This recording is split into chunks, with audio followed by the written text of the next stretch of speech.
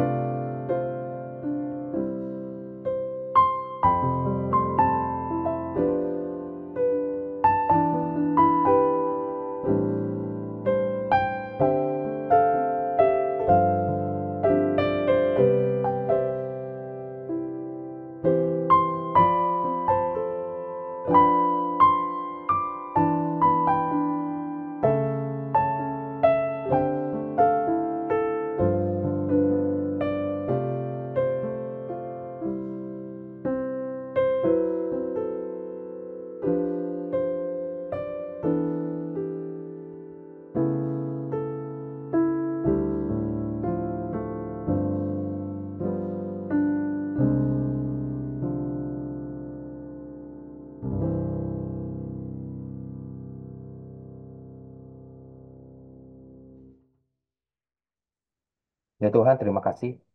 Malam ini kami mau kembali menyadari bahwa Tuhan begitu baik dan mengasihi kami. Sertai perjalanan kami yang singkat ini, biar kami boleh disadarkan dan dan kembali mengenal Tuhan yang hidup. Terima kasih. Hanya dalam nama Tuhan Yesus kami berdoa. Amin. Selamat malam Bapak Ibu dan sahabat-sahabat muda. Kita bersyukur di hari Pentakosta ini kita bertemu kembali di dalam Oase episode yang ke-202 yang bertemakan di mana hati Anda berada. Ada satu kebenaran yang bukan hanya mengagumkan hati Anda, tapi juga sangat menggetarkan jiwa Anda pada saat Anda merenungkan kehadiran Roh Kudus dalam hidup Anda. 10 hari yang lalu kita merayakan hari kenaikan Tuhan Yesus ke surga. Salah satu tujuan utama Tuhan Yesus naik ke surga itu tertulis di dalam Yohanes pasal 14 ayat 15 sampai 17. Demikian firman Tuhan. Jikalau kamu mengasihi aku, kamu akan menuruti segala perintahku. Aku akan minta kepada Bapa, dan ia akan memberikan kepadamu seorang penolong lain, supaya ia menyertai kamu selama-lamanya, yaitu roh kebenaran. Dunia tidak dapat menerima dia, sebab dunia tidak melihat dia dan tidak mengenal dia. Namun kamu mengenal dia sebab ia menyertai kamu dan akan tinggal di dalam kamu. Demikian juga Tuhan Yesus memberikan satu firman Tuhan yang menjamin kepada kita bahwa Roh Kudus itu akan hadir dalam kehidupan kita. Tertulis dalam Yohanes pasal 16 ayat ke-7. Tetapi benar yang kukatakan ini kepadamu, lebih berguna bagi kamu jika aku pergi, sebab jikalau aku tidak pergi, penolong itu tidak akan datang kepadamu. Tetapi jika aku pergi, aku akan mengutus dia, yaitu penolong, Roh Kudus itu, kepadamu.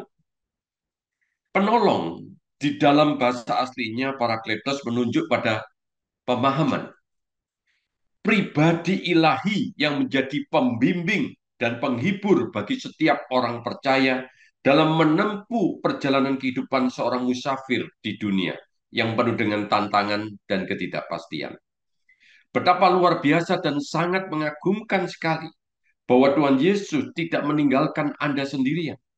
Disediakan seorang penolong yang adalah pribadi yang sempurna dan memiliki kuasa yang sanggup menembus kedalaman hati dan batin manusia untuk menghibur, menguatkan, dan mengubah hati Anda sebagai seorang pengikut Kristus.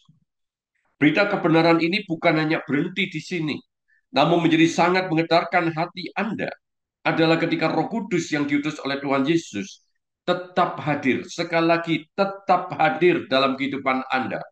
Walaupun dia tahu bahwa Anda akan mendukakan dirinya.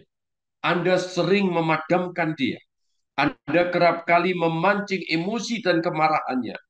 Bahkan Anda mencemari akan baiknya. Inilah berita anugerah. Anugerah yang sangat mengagumkan dan menggetarkan hati kita. Seorang yang bernama Scott Hubbard. Dia adalah seorang editor dari The Siren God, pendeta di All People Church. Dia menuliskan sesuatu yang menarik sekali. Dia mengatakan seperti ini. Inilah yang membuat jiwa Anda terhuyung-huyung, yaitu jika Anda berada di dalam Kristus. Allah yang di surga telah menjadikan hati Anda sebagai rumahnya. Dikatakan sekali lagi, Allah yang di surga telah menjadikan hati Anda sebagai rumahnya. Roh Kudus telah pindah. Dikatakan seperti satu pribadi yang pindah rumah. Roh Kudus telah pindah. Sehingga dapat dikatakan mengisi aula dan kamar jiwa Anda dengan dirinya sendiri. Dan Allah Roh Kudus tidak akan pernah pindah, dikatakan. Dan Allah Kudus tidak akan pernah pindah. Tadi jelas dari ungkapan Parakletos itu dikatakan memiliki pemahaman pribadi yang akan menjadi penghibur kita, walaupun kita seringkali mendugakan dia.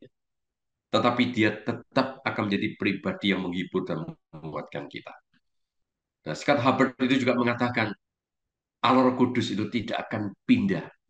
Tidak akan pindah mengisi aula dan kamar jiwa Anda dengan kehadiran dirinya. Luar biasa, saudara. Kalau kita melihat bagaimana Roh Kudus itu mendiami diri kita. Tapi bukan hanya di sana, saudara. Ya, dikatakan di dalam Kristus, Anda tidak hanya memiliki rumah di surga. Karena jelas di dalam Yohanes pasal 14 ayat 2 dikatakan, di rumah Bapakku banyaklah tempat tinggal. Jika tidak demikian, tentu aku mengatakannya kepadamu. Sebab aku pergi ke situ untuk menyediakan tempat bagimu. Itu janji Tuhan Yesus. Jadi di dalam Kristus Anda tidak hanya memiliki rumah di surga,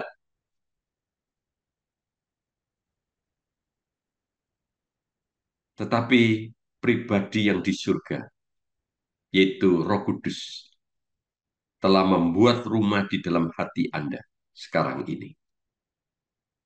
Pribadi yang di surga telah membuat rumah di hati Anda. Ini berarti sekarang seharusnya Anda merasakan kehangatan perapian Allah Bapa, Allah Putra, dan Allah Roh Kudus. Dan mendengar beberapa musiknya mengalun di lorong rumah Anda. Dan mencium bau makanan dari mejanya. Karena Roh Kudus tinggal di rumah Anda. Sungguh luar biasa kebenaran yang Tuhan Yesus ungkapkan ini. Namun menjadi pertanyaan adalah, apakah Anda merasakan kehangatan perapian Allah dalam kedalaman batin Anda saat ini? Sekali lagi, kebenaran ini sangat luar biasa sekali. Namun yang menjadi pertanyaan, apakah Anda mengalami dan merasakan kehangatan perapian Allah di dalam kedalaman batin Anda saat ini? Karena Allah Roh Kudus sudah telah membuat rumah di hati Anda. Apakah Anda seringkali merasakan kehangatan perapian Allah dikala jiwa Anda dingin? Seorang tokoh Puritan yang bernama John Owen, yang hidup tahun 1616 sampai 1683, sangat mengagumi dan sangat tergetar hatinya dengan kehadiran Roh Kudus di dalam hidupnya. Ini kesaksian pribadinya dia. Dia menuliskan, Roh Kudus dengan kasih dan kebaikannya yang tidak berhingga terhadap kita telah merendahkan diri menjadi penghibur saya. Oh, luar biasa. Roh Kudus dengan kasih dan kebaikannya yang tak berhingga terhadap kita telah merendahkan diri menjadi penghibur saya. Roh Kudus melakukannya dengan rela, cuma-cuma dan penuh kuasa. Oh, betapa ia telah menyegarkan jiwa saya di dalam kebingungan saya bertumpuk-tumpuk. Sanggupkan saya hidup sehari tanpa penghiburan-penghiburannya. Perkataan John Owen ini mari kita renungkan. Dia merendahkan diri menjadi penghibur hidup Anda. Dia melakukannya dengan sukarela, dengan cuma-cuma, dengan penuh kuasa. Dan John Owen itu mengakui Roh Kudus itu yang hadir dalam hidupnya, yang telah mengisi rumah hatinya itu, telah menyegarkan jiwanya. Pada saat dia mengalami satu kebingungan demi kebingungan, mengalami keruatan demi keruatan di dalam hidupnya. Sampai dia berkata, sanggupkah saya hidup sehari tanpa penghiburannya? Pernahkah saya mendukakan dia dengan ketidakpedulian dosa dan kekebalan? Pertanyaan John Owen adalah, pernahkah saya mendukakan dia dengan ketidakpedulian dosa dan kekebalan? Artinya, satu refleksi, John Owen mengakui dia telah mendukakan dia. Tetapi Roh Kudus dengan sangat rendah hati menjadi penghibur di dalam kehidupannya. Jadi John Owen merasakan kehangatan perapian Allah sehingga kehadiran Roh Kudus menyegarkan jiwanya di tengah-tengah keruwetan hidup yang dialaminya. Dan kesibukan yang bertumpuk-tumpuk yang pasti membawa hatinya mengalami kehampaan dan kekosongan. Ironisnya, mungkin adalah sebuah kenyataan yang Anda alami, adalah Anda tidak mengalaminya. Sekali lagi, ironisnya adalah mungkin sebuah kenyataan yang Anda alami, bahwa Anda tidak mengalaminya, tidak merasakan kehangatan kehadirannya. Anda bahkan cenderung mengabaikan dan tidak pernah menyambut kehadirannya dengan hati yang penuh dengan antusias. Pertanyaan kita adalah, dan mungkin pertanyaan Anda adalah, mengapa ini terjadi dan saya alami pada saat ini? Richard Sibes, itu mengatakan, dia hidup tahun 1577 sampai 1635.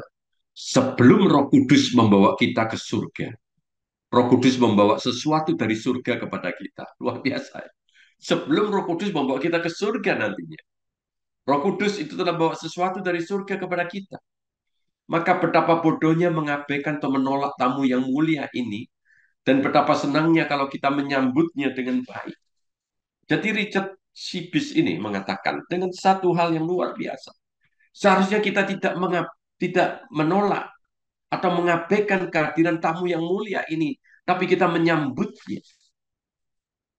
Saudara, satu hal yang menarik waktu saya membaca tulisan dari Richard Sibis ini. Sibis ini berbicara tentang pengabaian kehadiran Roh Kudus dalam hidup Anda. Dan sekaligus mengingatkan juga sehubungan dengan realitas kehidupan. Di mana manusia itu hidup dengan ritme terburu-buru. Ini yang menyebabkan kita mengabaikan kehadiran Roh Kudus. Dia menuliskan cara lain di mana Anda biasanya mendukakan roh Tuhan ketika pikiran Anda terganggu dengan banyak urusan karena banyak bisnis yang menghasilkan banyak gairah dan gangguan. Bahwa ketika roh Tuhan mendiktikan hal-hal terbaik yang cenderung untuk kenyamanan dan kedamaian, karena ritme Anda hidup yang terburu-buru, Anda tidak punya waktu untuk mendengar suara Roh Kudus yang sudah diam di dalam hati Anda. Sibi juga menjadikan jelasan yang mengejutkan. Bukan hanya tidak menyambutnya, tetapi kita tidak mempunyai waktu yang cukup untuk mendengar suaranya yang membimbing dan menuntun hidup kita dengan penuh kedamaian dan kenyamanan. Tetapi Sibis juga mengatakan, bukankah kedamaian dan kenyamanan sangat kita butuhkan di tengah kehidupan Anda yang penuh dengan kebisingan dan kekerasan? Sehingga Sibis itu memberikan kepada kita satu pemahaman yang jelas. Di dalam keseharian hidup kita, kita juga tidak memiliki suatu quality time bersama dengan dia. Tidak memiliki waktu yang berkualitas bersama dengan dia. Sehingga kita tidak memiliki waktu untuk mendengar suara Roh Kudus. Tentunya Anda sudah tidak sabar dan bertanya-tanya dalam hati. Apa yang harus aku lakukan untuk mengalami sekali lagi kehangatan perapian Allah dengan kehadiran Roh Kudus di dalam hati saya. Henry Nouwen itu mengatakan, Yesus sama sekali tidak ingin kita meninggalkan dunia kita yang bersisi banyak ini. Sebaliknya ia ingin kita hidup di dalamnya. Hidup kita berakar kuat di tengah-tengah segala sesuatu. Yesus tidak berbicara tentang perubahan kegiatan, perubahan kontak, atau bahkan perubahan kecepatan. Ia hanya berbicara tentang perubahan hati. Luar biasa. Jadi artinya, saudara, di dalam bagian ini adalah, kalau Roh Kudus itu sudah diam di dalam diri kita, maka tentu harus ada satu hal yang di dalam diri kita yang perlu kita ubah, yaitu perubahan hati. Karena Roh Kudus sudah hadir di dalam diri kita. Perubahan hati. Apakah hati kita tetap berfokus pada kesibukan demi kesibukan, pada ritme kehidupan demi ritme kehidupan? Tapi apakah hati kita itu sungguh merindukan dan sangat antusiasme untuk menerima kehadiran Roh Kudus?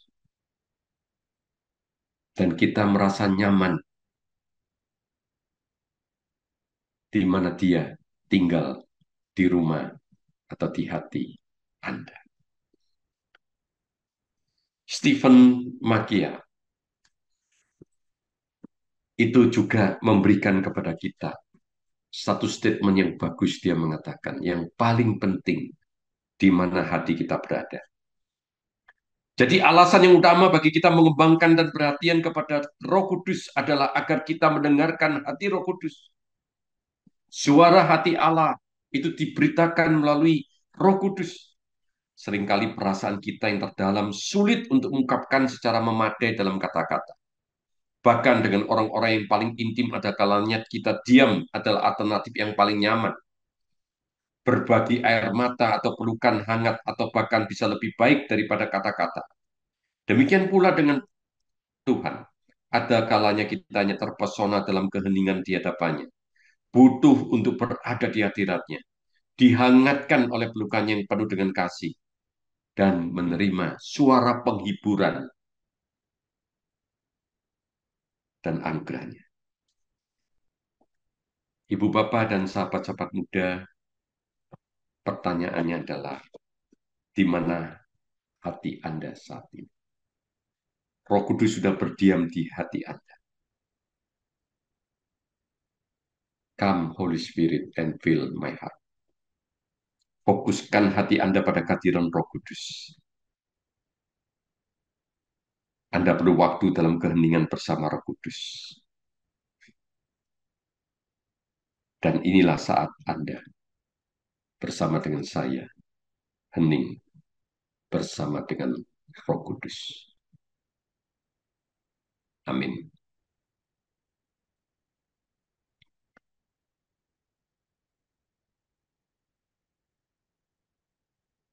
Ya Roh Kudus yang sudah diam di dalam hati kami.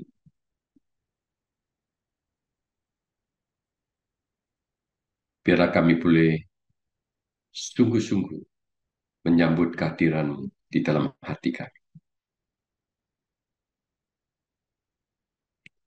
Berbicaralah kepada kami,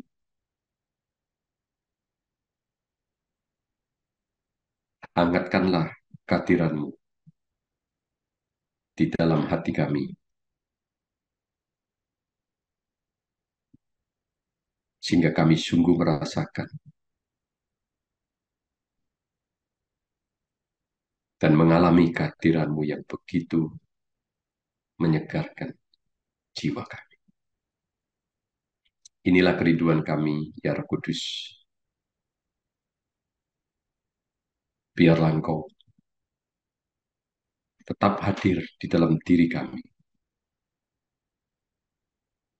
walaupun kami di dalam segala kelemahan dan seringkali mendukakan akan hati-Mu.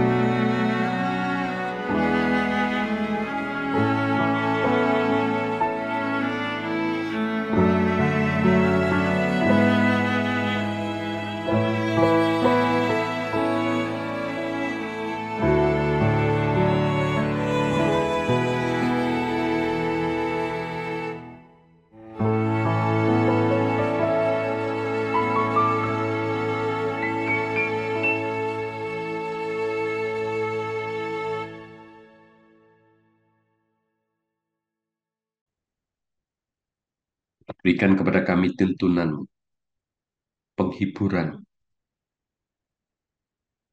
di dalam kami mengarungi kehidupan musafir kami di dunia yang penuh dengan segala tantangan. Engkau yang menguatkan kami. Inilah seruan kami ya Tuhan. Doa yang penuh dengan kelemahan ini kami alaskan hanya di dalam nama Tuhan Yesus Kristus. Amin. Pelayanan Oase adalah pelayanan mingguan. Silakan mengikuti Oase melalui YouTube. Bapak Ibu bisa subscribe YouTube channel SMC untuk mendapatkan reminder setiap minggu malam. Bagi Bapak Ibu yang terpanggil untuk memberikan persembahan bagi pelayanan SMC, silakan memberikan persembahan melalui transfer rekening bank, atau Bapak Ibu bisa men-scan QR Code yang ada di layar. Demikian pelayanan Oase pada malam ini. Mari kita mengenal Allah lebih dekat hari ini dibandingkan hari kemarin. Tuhan Yesus memberkati. The Lord bless you and keep you.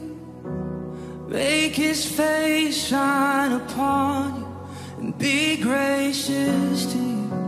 The Lord turn his face toward you and give you peace.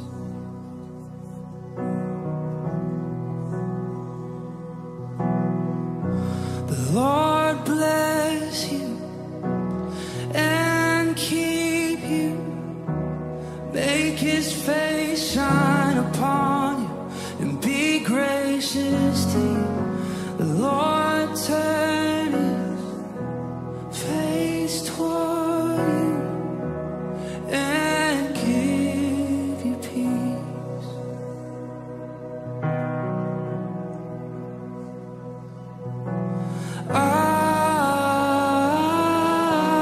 Amen.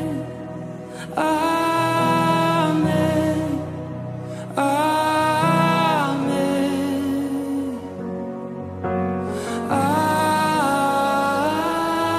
Amen.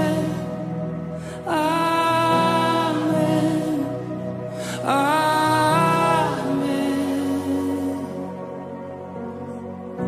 The Lord bless you and keep you.